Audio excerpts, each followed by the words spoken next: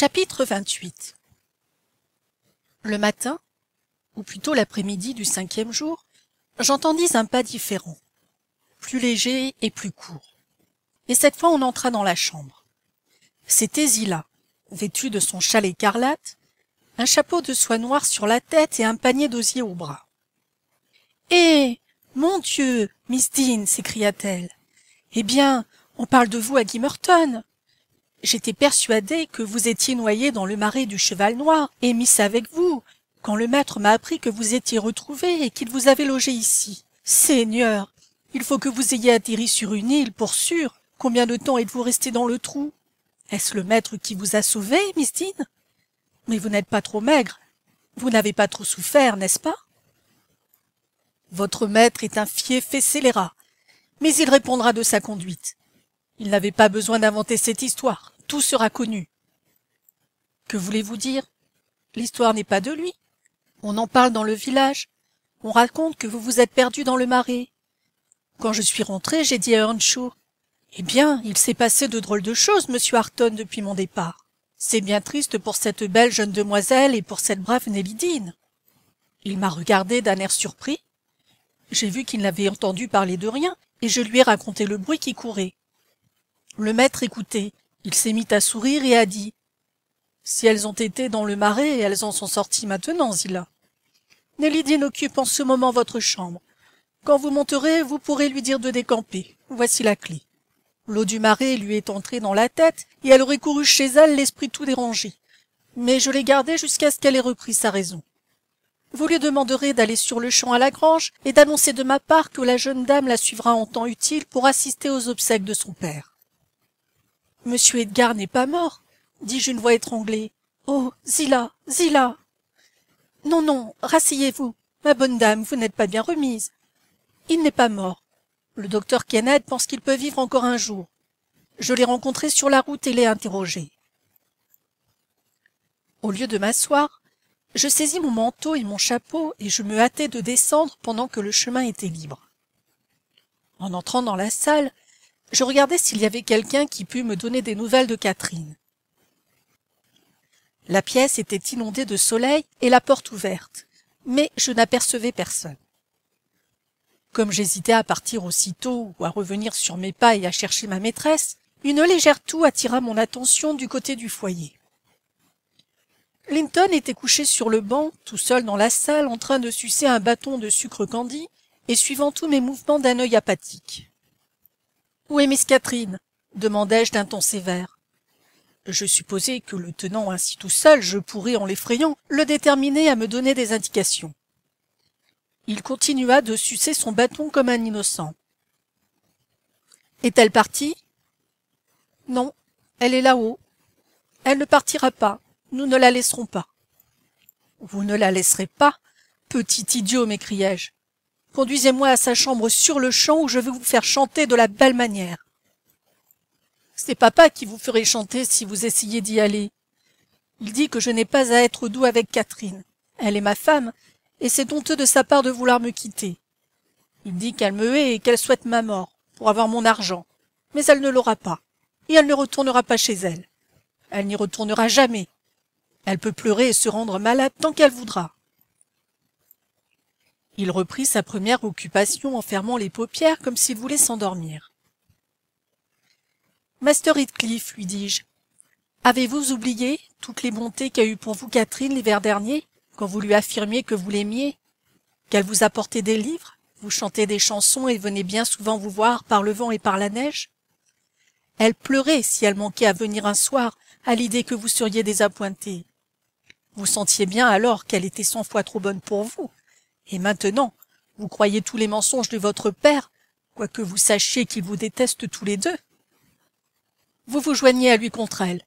Voilà de belles reconnaissances, n'est-ce pas? » Les coins de la bouche de Linton s'abaissèrent, et il retira le sucre candi de ses lèvres. « Est-ce par haine pour vous qu'elle est venue à Hurlevent ?» continuai-je. « Raisonnez vous-même. Quant à votre argent, elle ne sait même pas si vous en aurez jamais.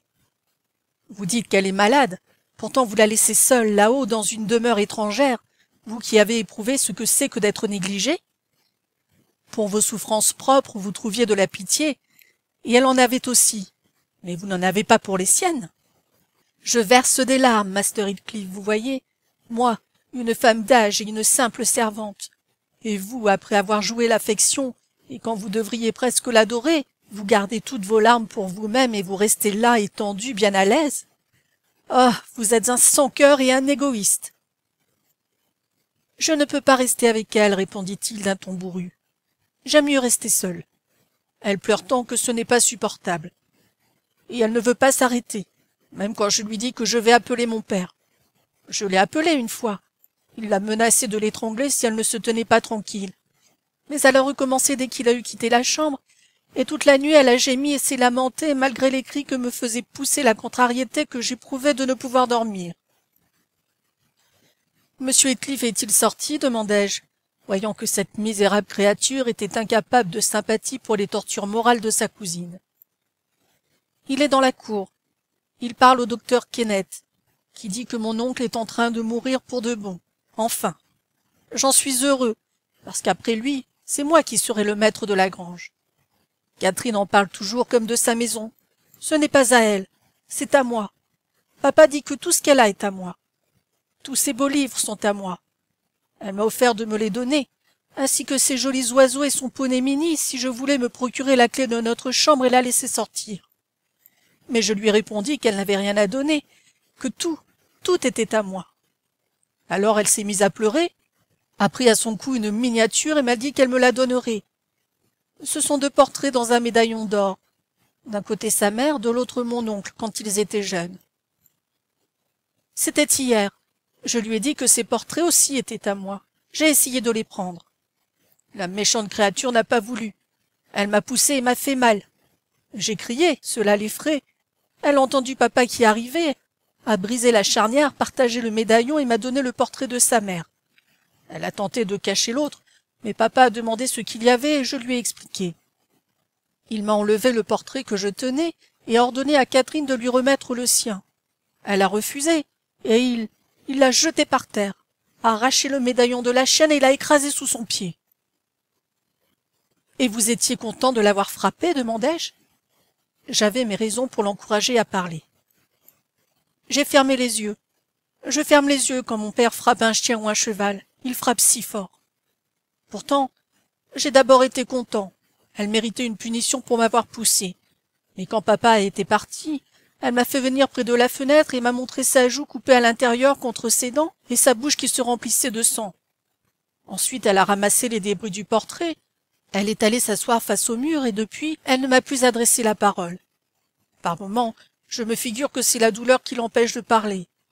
Je n'aime pas à me figurer cela, mais il faut être une vilaine créature pour pleurer continuellement. Elle est si pâle et a l'air si farouche qu'elle me fait peur. Et vous pourriez vous procurer la clé si vous vouliez? Oui, quand je suis en haut, mais je ne peux pas monter maintenant. Dans quelle pièce est cette clé? Oh, s'écria-t-il, je ne vous dirai pas où elle est. C'est notre secret. Personne, ni Ayrton, ni Zillah ne doit le savoir. Allons, vous m'avez fatigué. Allez-vous-en, allez-vous-en. Il appuya son visage sur son bras et referma les yeux. Je jugeai qu'il valait mieux m'en aller sans voir M. Heathcliff et ramener de la grange des renforts pour délivrer Catherine. En me voyant arriver, grands furent l'étonnement et aussi la joie des autres serviteurs. Quand ils surent que leur jeune maîtresse était sauve, 2 ou 3 d'entre eux se préparaient à courir pour crier la nouvelle à la porte de M. Edgar. Mais je voulus la lui annoncer moi-même. Comme il avait changé en si peu de jours. Il était couché, vraie image de la tristesse et de la résignation attendant la mort. Il paraissait très jeune. Quoiqu'il eût en réalité 39 ans, on lui en aurait facilement donné 10 de moins. Il pensait à Catherine, car il murmurait son nom. Je lui pris la main et parlai. « Catherine va venir, mon bon maître, dis-je doucement. Elle est en vie et bien portante. Elle sera là, j'espère, ce soir. » Je tremblai aux premiers effets de ces simples mots. Il se souleva à demi, jeta autour de la chambre un regard avide, puis retomba évanoui. Dès qu'il eut repris connaissance, je racontai notre visite forcée et notre détention à Hurlevent. Je dis que Whitley m'avait obligé d'entrer, ce qui n'était pas tout à fait vrai. Je chargeai Linton le moins possible.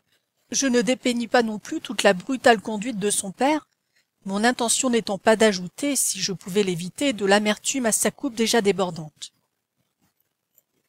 Il devina que l'un des objets de son ennemi était d'assurer à son fils, ou plutôt de s'assurer à soi-même, la fortune personnelle ainsi que le domaine. Mais pourquoi Heathcliff n'attendait-il pas sa mort? C'était là une énigme pour mon maître, qui ignorait que son neveu et lui quitteraient cette terre presque en même temps.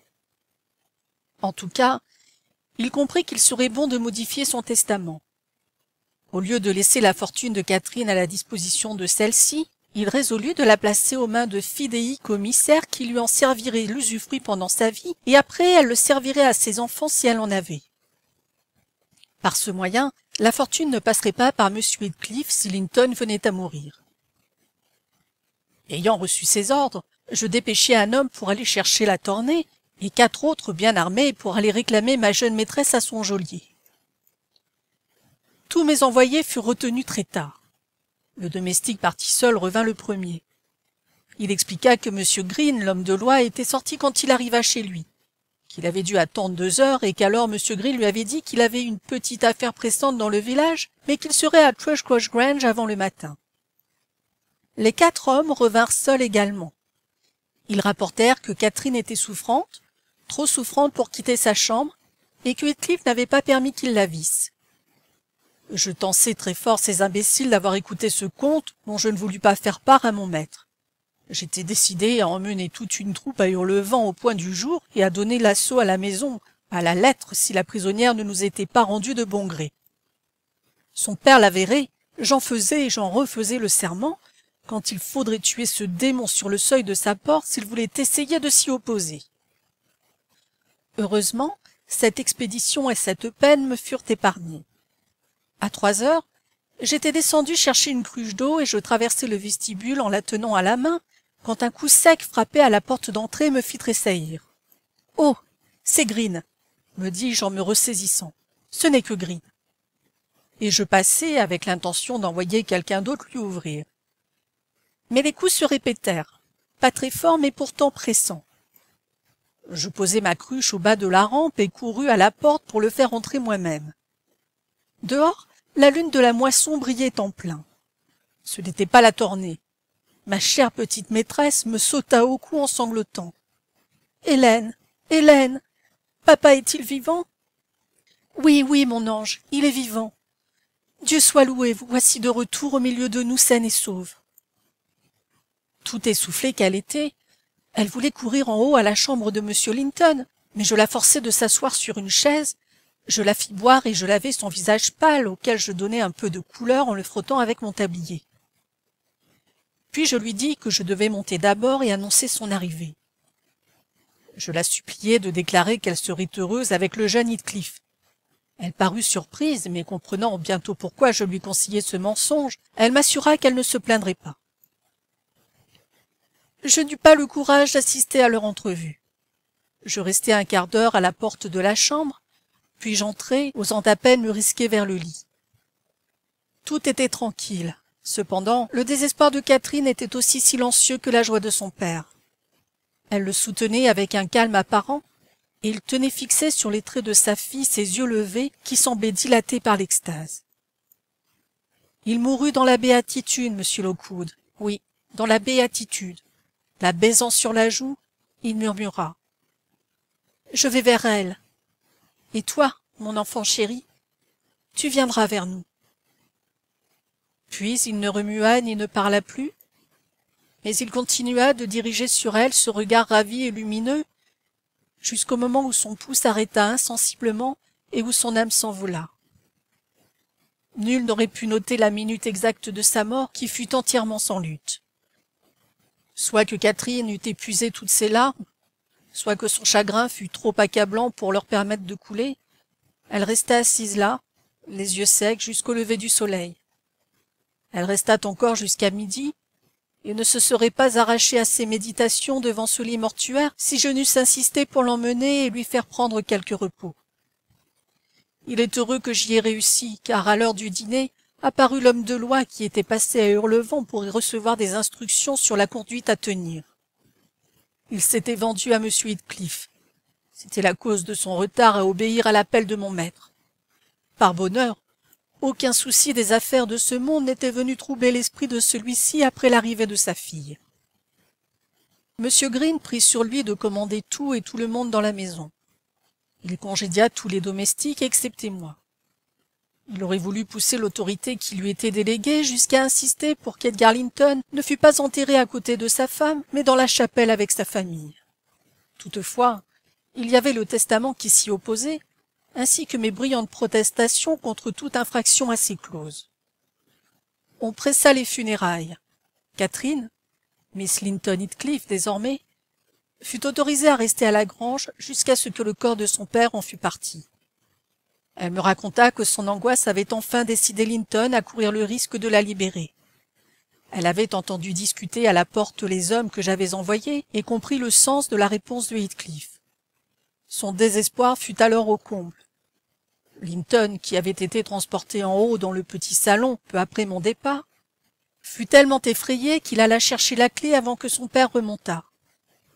Il eut la ruse d'ouvrir la serrure, puis de la refermer sans fermer la porte, et quand l'heure fut venue pour lui d'aller se coucher, il demanda à dormir avec Ayrton, ce qui lui fut accordé pour une fois. Catherine s'enfuit avant le jour. Elle n'osa pas essayer les portes, par crainte que les chiens ne donnassent l'alarme. Elle visita les chambres inoccupées et en examina les fenêtres. Heureusement, elle put aisément passer par celle de la chambre de sa mère et de là atteindre le sol grâce au sapin qui est tout contre. Son complice, malgré ses timides manigances, pâtit de la part qu'il avait prise à son évasion. Chapitre 29. Le soir des obsèques, ma jeune dame et moi étions assises dans la bibliothèque. Tantôt nous rêvions avec tristesse et l'une de nous avec désespoir à la perte que nous venions de faire, tantôt nous hasardions des conjectures sur le sombre avenir. Nous venions de tomber d'accord que le sort le plus heureux pour Catherine serait d'être autorisée à continuer de résider à la grange, au moins durant la vie de Linton, avec permission pour celui-ci de l'y rejoindre et pour moi d'y rester comme femme de charge. Cet arrangement nous semblait trop favorable pour que nous puissions espérer le voir réalisé. Et pourtant j'espérais. Je commençais à reprendre courage à la pensée de rester dans la maison, de conserver mon emploi et par-dessus tout, ma bien-aimée jeune maîtresse, quand un domestique, un de ceux qui étaient congédiés mais qui n'étaient pas encore partis, entra précipitamment en disant que ce démon de Heathcliff traversait la cour. Devait-il lui fermer la porte au nez? Si nous avions été assez folles pour vouloir recourir à ce procédé, nous n'en aurions pas eu le temps. Il ne prit pas la peine de frapper ou de s'annoncer. Il était le maître, et il se prévalut du privilège du maître pour entrer tout droit sans dire un mot. Le son de la voix de notre informateur le guida vers la bibliothèque. Il y pénétra, et faisant signe au domestique de sortir, ferma la porte. C'était la même pièce où il avait été introduit en hôte 18 ans auparavant. La même lune brillait à travers la fenêtre. Au dehors s'étendait le même paysage d'automne. Nous n'avions pas encore allumé de bougies, mais toute la chambre était éclairée, même les portraits sur le mur, la tête splendide de Miss Linton et la gracieuse figure de son mari. Heathcliff s'avança vers le foyer. Le temps ne l'avait guère changé non plus. C'était le même homme, le visage sombre, un peu plus blême et plus composé, le corps un peu plus lourd peut-être, et voilà tout. Catherine s'était levée et avait fait un mouvement instinctif pour se sauver dehors quand elle l'avait aperçu. « Halte !» dit-il en l'arrêtant par le bras. « Plus d'escapade. Où iriez-vous ? Je suis venu vous chercher pour vous ramener à la maison. J'espère que vous serez une fille disciplinée et que vous ne pousserez plus mon fils à la désobéissance. J'ai été embarrassé pour le punir quand j'ai découvert la part qu'il avait prise à votre fuite. C'est une telle toile d'araignée qu'un pinson l'anéantirait. Mais vous verrez à son air qu'il a reçu son compte. Je l'ai fait descendre un soir, avant-hier. Je l'ai simplement installé sur une chaise et je ne l'ai plus touché. J'ai renvoyé Ayrton et nous sommes restés seuls dans la chambre. Au bout de 2 heures, j'ai appelé Joseph pour le faire remonter. Depuis lors, ma présence produit sur ses nerfs l'effet d'un fantôme. et je crois qu'il me voit souvent, même quand je ne suis pas là. Arton dit qu'il s'éveille en sursaut au milieu de la nuit, qu'il crie pendant des heures, qu'il vous appelle pour le protéger contre moi. Que votre précieux époux vous plaise ou non, il faut que vous veniez. C'est votre affaire maintenant. Je vous cède tout l'intérêt que je lui porte. Pourquoi ne pas laisser Catherine demeurer ici, plaidai-je, et ne pas lui envoyer Master Linton? Comme vous les haïssez tous deux, ils ne vous manqueront pas. Ils ne peuvent être qu'un fléau constant pour votre cœur dénaturé. Je cherche un locataire pour la grange, et j'ai besoin d'avoir mes enfants près de moi, bien certainement. De plus, cette jeune personne me doit ses services en échange de son pain. Je n'ai pas l'intention de l'entretenir dans le luxe et dans la paresse quand Linton ne sera plus là. Allons, dépêchez-vous de vous préparer et ne m'obligez pas de vous contraindre. Je reviendrai, dit Catherine. Linton est tout ce qui me reste à aimer au monde, et quoique vous n'ayez rien négligé pour nous rendre haïssables l'un à l'autre, vous ne pouvez pas nous forcer à nous haïr. Et je vous défie de lui faire du mal quand je serai là, et je vous défie de me faire peur. Vous êtes un champion plein de jactance, répliqua Heathcliff, mais je ne vous aime pas assez pour lui faire du mal. Vous aurez tout le bénéfice du tourment jusqu'à la fin. Ce n'est pas moi qui vous le rendrai odieux, c'est sa charmante nature elle-même. Votre désertion et ses conséquences l'ont rempli de fiel. N'attendez pas de remerciements pour votre noble dévouement. Je l'ai entendu tracer à Zillah un plaisant tableau de ce qu'il ferait s'il était aussi fort que moi. L'intention y est, et sa faiblesse même rendra son esprit ingénieux pour suppléer à la force qui lui manque. Je sais qu'il a une mauvaise nature, c'est votre fils, mais je suis heureuse d'en avoir une meilleure pour lui pardonner. Puis je sais qu'il m'aime, et c'est pour cela que je l'aime. Monsieur Heathcliff, vous n'avez personne pour vous aimer, vous. Et, si misérable que vous nous rendiez, nous aurons toujours la revanche de penser que votre cruauté vient de votre misère encore plus grande. Car vous êtes misérable, n'est-il pas vrai? Seul, comme le démon, et envieux comme lui. Personne ne vous aime, personne ne vous pleurera quand vous mourrez. Je ne voudrais pas être à votre place. Catherine parlait avec une sorte de triomphe sinistre. Elle semblait avoir résolu d'entrer dans l'esprit de sa future famille et de tirer plaisir des chagrins de ses ennemis. « Vous vous repentirez bientôt, dit son beau-père, si vous restez ici une minute de plus. Dehors, sorcière, et prenez vos hardes. » Elle sortit avec un air méprisant. En son absence, j'entrepris de demander la place de Zillah à Hurlevent, offrant de lui céder la mienne, mais il ne voulut pas en entendre parler. Il m'enjoignit de me taire, puis, pour la première fois, il jeta un coup d'œil circulaire sur la pièce et regarda les portraits. Après avoir examiné celui de Miss Linton, il dit « Il faut que j'aie celui-là chez moi. Non que j'en ai besoin, mais... » Il se tourna brusquement vers le feu et continua avec ce que, faute d'un meilleur mot, j'appellerais un sourire. « Je vais vous dire ce que j'ai fait hier. J'ai fait enlever, par le fossoyeur qui creusait la tombe de Linton, la terre sur son cercueil à elle, et je l'ai ouvert. J'ai cru un instant que j'allais rester là quand j'ai revu sa figure. C'est encore sa figure. Le fossoyeur a eu du mal à me faire bouger, mais il m'a dit que l'air l'altérerait. Alors j'ai rendu libre un des côtés du cercueil, que j'ai ensuite recouvert. Pas le côté près de Linton, que le diable emporte. Son cercueil à lui, je voudrais qu'il eût été soudé au plomb. Puis j'ai soudoyé le fossoyeur pour qu'il enlevât ce côté quand je serai couché là, et qu'il fasse subir la même opération à mon cercueil que je ferai disposer en conséquence. Et alors, quand Linton viendra nous voir, il ne pourra plus s'y reconnaître. « Vous avez agi d'une façon indigne, monsieur Heathcliff, m'écriai-je. N'avez-vous pas eu honte de troubler les morts? » « Je n'ai troublé personne, Nelly, et je me suis procuré à moi-même quelque soulagement. Je vais à présent me sentir bien mieux, et vous aurez plus de chances de me maintenir sous terre quand j'y serai. L'avoir troublée, non, c'est elle qui m'a troublé, nuit et jour, pendant 18 ans, sans cesse, sans remords, jusqu'à la nuit dernière, et la nuit dernière j'ai été tranquille. J'ai rêvé que je dormais de mon dernier sommeil à côté d'elle, mon cœur immobile contre le sien et ma joue glacée contre la sienne. Et si elle avait été réduite en poussière, ou pis encore, de quoi auriez-vous donc rêvé? Que je me réduisais en poussière avec elle, et que j'étais encore plus heureux. Supposez-vous que je redoute un changement de cette nature? Je m'attendais, en soulevant le couvercle, à une pareille transformation. Mais je préfère qu'elle ne commence pas avant que je la partage. En outre, si je n'avais pas reçu l'impression nette de ses traits reposés, je n'aurais guère pu me débarrasser de cette étrange sensation. Elle est née d'une façon singulière. Vous savez que j'ai été comme fou après sa mort. Éternellement, de l'aube jusqu'à l'aube, je la suppliais de m'envoyer son fantôme. Je crois fermement aux revenants. J'ai la conviction qu'ils peuvent exister et qu'ils existent au milieu de nous. Le jour de son enterrement, il y eut une chute de neige. Le soir, j'allai au cimetière. Le vent était glacial comme en hiver.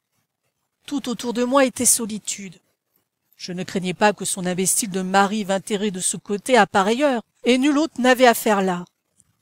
Étant seul, et sachant que 2 mètres de terre meuble était l'unique obstacle qui nous séparât, je me dis « Il faut que je la tienne une fois encore dans mes bras. Si elle est froide, je penserai que c'est le vent du nord qui me glace moi. Si elle est immobile, c'est qu'elle dormira. » Je pris une bêche dans ce hangar aux outils et me mis à creuser de toutes mes forces. La bêche racla le cercueil, je continuai à travailler avec mes mains. Le bois commença de craquer près des vis. J'étais sur le point d'arriver à mon but, quand il me sembla entendre au-dessus de moi, près de l'angle de la tombe, le soupir de quelqu'un qui se penchait.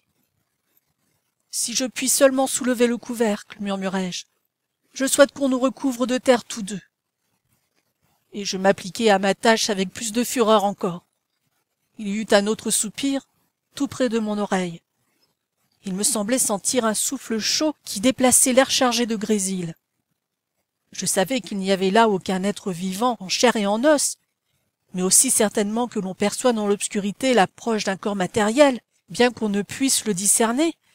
Je sentis que Catherine était là, non pas au-dessous de moi, mais sur la terre.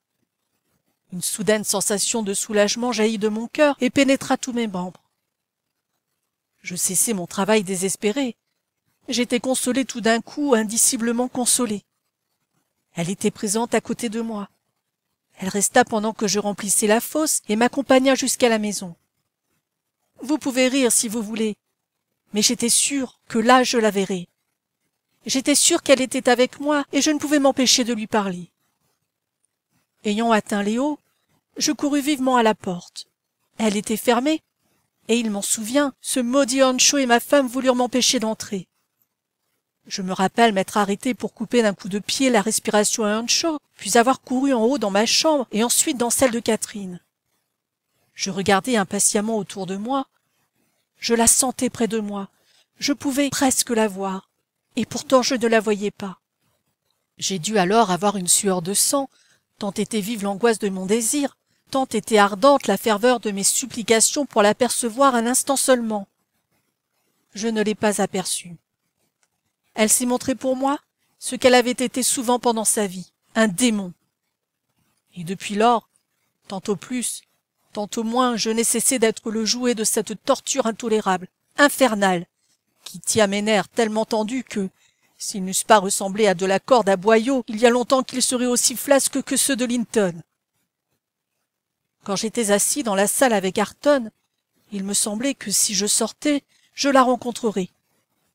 Quand je me promenais dans la lande, que je la rencontrerais si je rentrais. Quand je quittais la maison, je me hâtais de revenir. Elle devait être quelque part à Hurlevent, j'en étais certain. Quand je voulais dormir dans sa chambre, j'en étais chassé. Je ne pouvais pas rester couché. Dès que je fermais les yeux, ou bien elle était dehors à la fenêtre, ou bien elle ouvrait les panneaux du lit, ou bien elle entrait dans la chambre, ou bien même elle appuyait sa tête chérie sur le même oreiller que quand elle était enfant. Et je me sentais forcé d'ouvrir les yeux pour regarder. 100 fois dans la nuit je les ouvrais et je les refermais ainsi pour être toujours déçu. C'était une torture atroce. J'ai souvent gémi tout haut, au point que ce vieux coquin de Joseph a certainement cru que ma conscience était possédée du démon. Maintenant, depuis que je l'ai vu, je suis calmé, un peu calmé. C'est une étrange façon de tuer, non pas pouce par pouce, mais par fraction d'épaisseur de cheveux en se jouant de moi pendant 18 ans avec le fantôme d'une espérance. Monsieur Heathcliff s'arrêta et s'essuya le front où ses cheveux étaient collés mouillés de sueur. Ses yeux étaient fixés sur les cendres rouges du feu. Ses sourcils n'étaient pas contractés, mais relevés près des tempes, ce qui atténuait la dureté de son visage, mais lui donnait un aspect particulier de trouble, l'air d'avoir l'esprit péniblement tendu vers un sujet absorbant. Il ne s'était qu'à moitié adressé à moi, et je gardai le silence. Je n'aimais pas à l'entendre parler. Après un court répit, il reprit sa méditation sur le portrait, le décrocha et l'appuya contre le sofa pour mieux le contempler. Pendant qu'il était ainsi occupé, Catherine entra, annonçant qu'elle serait prête dès que son poney serait scellé. « Envoyez cela là-bas demain, me dit Heathcliff. » Puis, se tournant vers elle, il ajouta. « Vous vous passerez de votre poney. Il fait une belle soirée et vous n'aurez pas besoin de poney à Hurlevent. Pour les courses que vous aurez à y faire, vos jambes suffiront. Venez. » « Au revoir, Hélène, » murmura ma chère petite maîtresse. Comme elle m'embrassait, je sentis que ses lèvres étaient froides comme la glace. « Venez me voir, Hélène, n'oubliez pas. »« Ayez soin de n'en rien faire, Miss Dean, » dit son nouveau père. « Quand je désirerai vous parler, je viendrai ici. Je n'ai pas besoin que vous veniez fureter chez moi. » Il lui fit signe de passer devant, jetant derrière elle un regard qui me déchira le cœur. Elle obéit. Je les observai par la fenêtre pendant qu'ils traversaient le jardin. Heathcliff mit le bras de Catherine sous le sien, bien qu'elle lui eût opposé d'abord une résistance manifeste, et il l'entraîna à grands pas dans l'allée, où bientôt les arbres les cachèrent.